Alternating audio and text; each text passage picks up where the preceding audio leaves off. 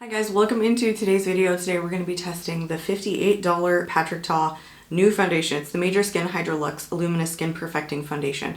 I've seen a lot of people post about this already. I've had mine, but I didn't get a chance to do a wear test, and we're going to do a full day's wear test on this.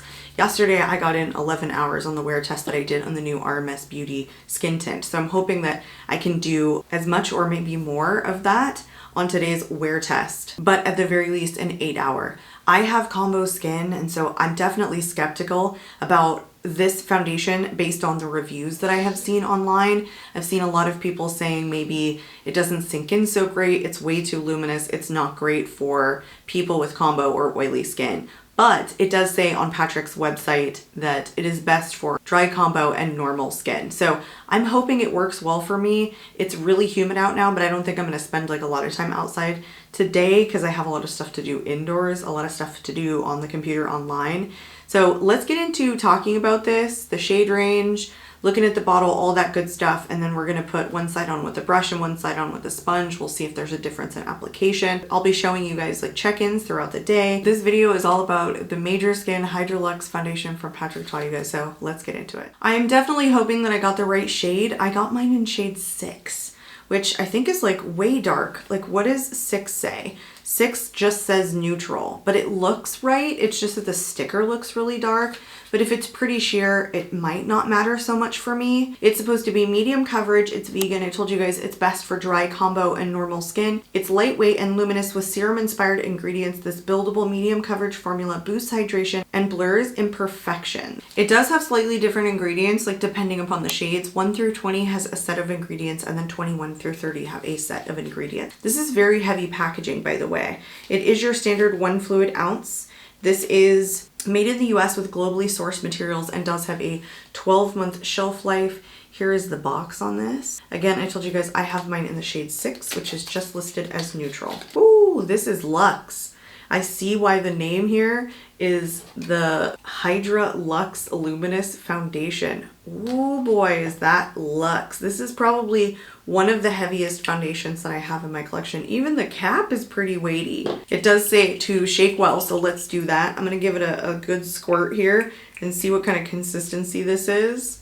It's a runny formula, what I would consider pretty runny, and super lightweight. You don't even really feel it. There's a feeling that this gives.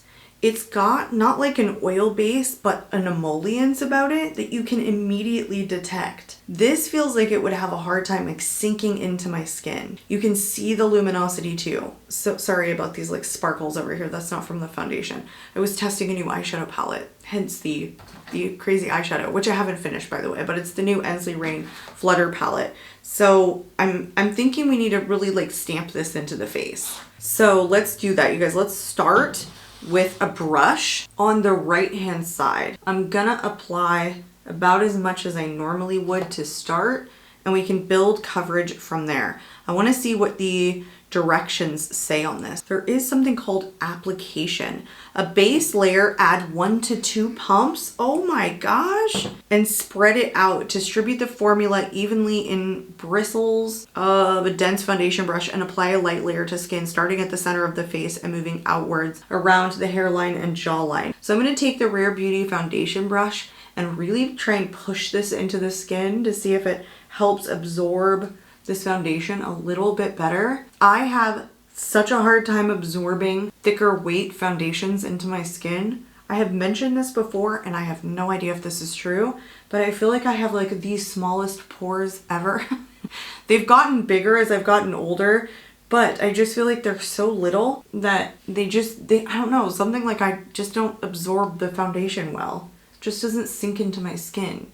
It's almost like my face is oily, but I have like dry skin tendencies. I don't know. I used to have really dry skin, so there you go. Oh, this is pretty. It's super luminous, of course, but it's very skin-like. When you're pressing it into the face like this, it feels good. It's actually pressing into the skin really nicely. I really like the way that that looks on the skin. It says that it's supposed to be medium coverage, but with the amount that I gave it, I think it's like light to medium. It's not too medium just yet. I don't want to layer this up. I think this is perfect. I really like this. Like, look, oh, I'm having so much going on like on my face. at the current moment, I think I switched face washes and I think that it's breaking me out. And I'm so upset about it because it's literally the only thing that I've changed, but I just keep getting things all over. So let's get to covering this up. I really liked the side with the brush. It says that's the base layer. Flawless finish, shake well, then blend and build coverage with a beauty sponge using a pouncing motion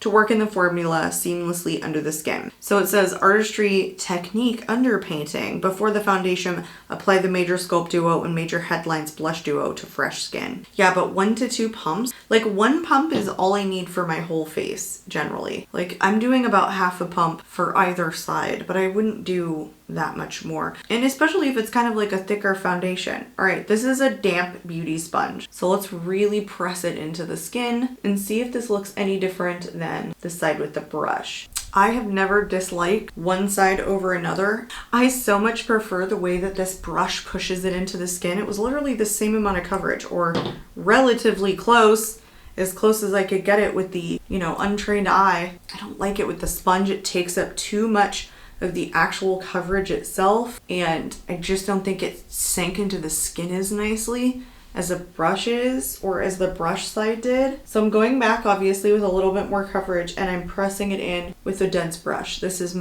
already my favorite way to apply this. I would love to see how this holds up. I'm not kidding you guys. It's so pretty that I honestly, even having combo skin and usually liking like really mattifying foundation, there's actually something super pretty and like healthy about this.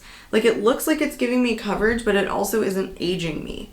If that helps you at all. And by the way, it takes an awful long time to dry down on the back of your hand. It's not dry by the time I was done, but basically picked up everything, and it's still leaving luminosity left behind. It is, however, as luminous foundations go, a heavier weight on my skin. I definitely feel this more than something that dries really quickly or something that doesn't have a luminous finish at all. We need to finish the base, you guys, just so you know. I'm going in with the LYS Triple Fix because I need to spot conceal pretty badly. Whew, I literally am so radiant. Let's just finish the complexion together, and then I will go and finish the rest of my makeup, and then we'll come back and do one final check-in on this to really see like how it's holding up after at least me finishing my eyes and doing the rest of my base. And then like 15 minutes will have gone by probably by the time I'm done doing my eyes or whatever, and we'll see how this is looking or if my thoughts have changed in any way. I'm going in with the Dior Backstage Powder No Powder. This isn't a super heavy powder, but it definitely gives like a natural finish and a middle of the road time in terms of like locking down my foundation. Not a lot because I'm combo skin, so nothing works. But I don't want to take away like too much of the radiance.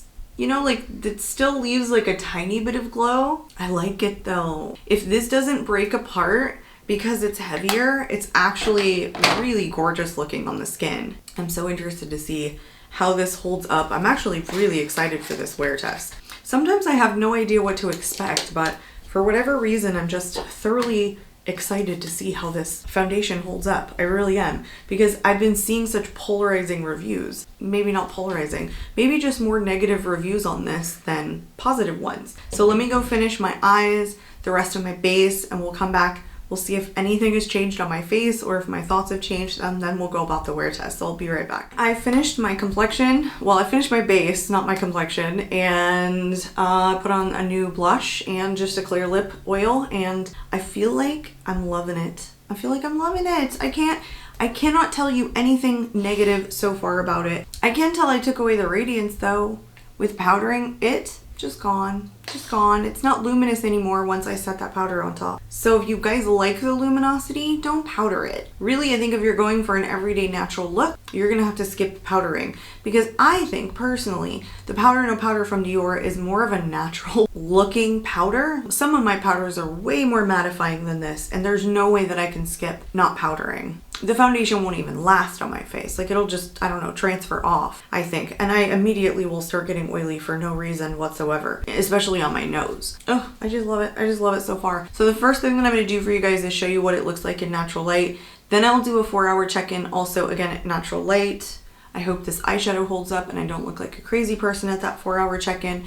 And then I'll come back and sit down at the end of the night with you guys so that you can see what a full day's wear test looks like on this guy for combo skin and get my thoughts in case you guys are interested in getting my thoughts. I hope you guys are enjoying the video so far. I'll see you guys back here at the very end of the evening. So bye for now. Hey guys, welcome into this very late night check-in. I'm ready to take these darn lashes off. I'm also ready to show you guys what this foundation looked like right after application, which I told you guys I really liked, but let me show you in natural light. And then I did a check-in at 5 hours. Guys, it was still holding up at 5 hours. I do talk through this one, so I'll share with you guys what my thoughts were at the 5 hour mark. Okay, guys, we are 5 hours in. 5 hours. My husband's coming. But honestly, I mean, it's like faded off in a couple of areas, but it's not breaking apart in a crazy, crazy way. Like, doesn't it look somewhat decent? The eyeshadow looks pretty good too. Yeah, it's just not doing anything crazy. And guess what? I'm not like super duper oily. It's only 5 hours.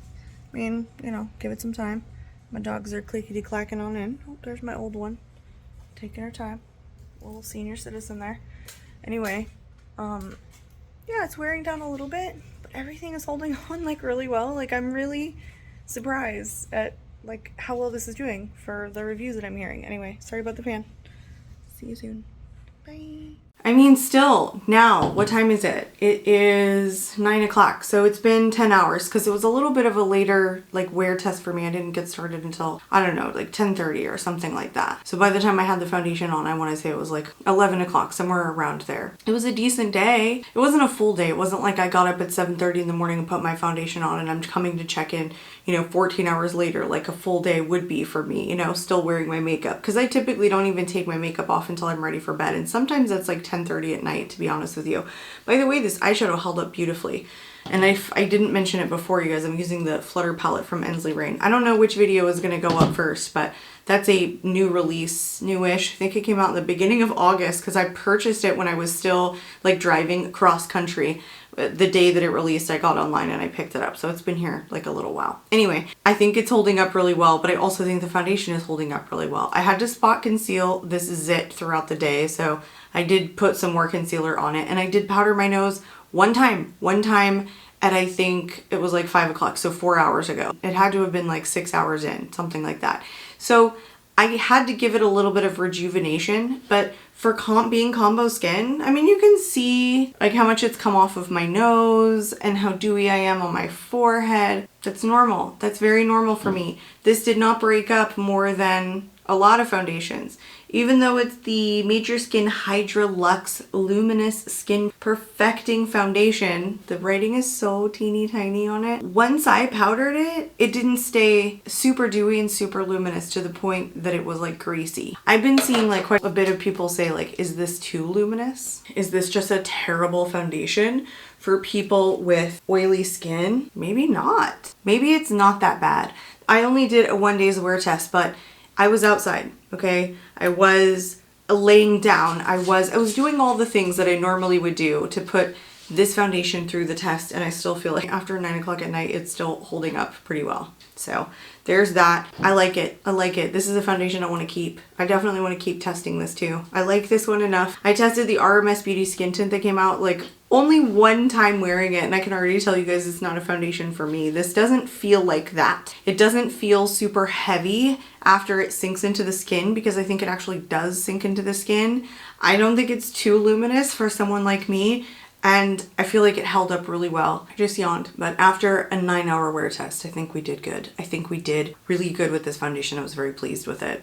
No separating around my nose. Again, didn't stay super dewy or tacky or luminous after I powdered. I liked the longevity of it. It let me do things to it, essentially. If I can powder on top of it and it makes it a little bit more long lasting, as opposed to something that just gets dewy right through a powder or breaks up through a powder, then it's not really a foundation that I want. I like it. Coming from somebody who has combo skin, I have said all of that, and I hope that it's descriptive enough that it helps you guys, that if you were thinking about getting this, that even if you had combo skin, you may end up liking it. It may be something that works for you.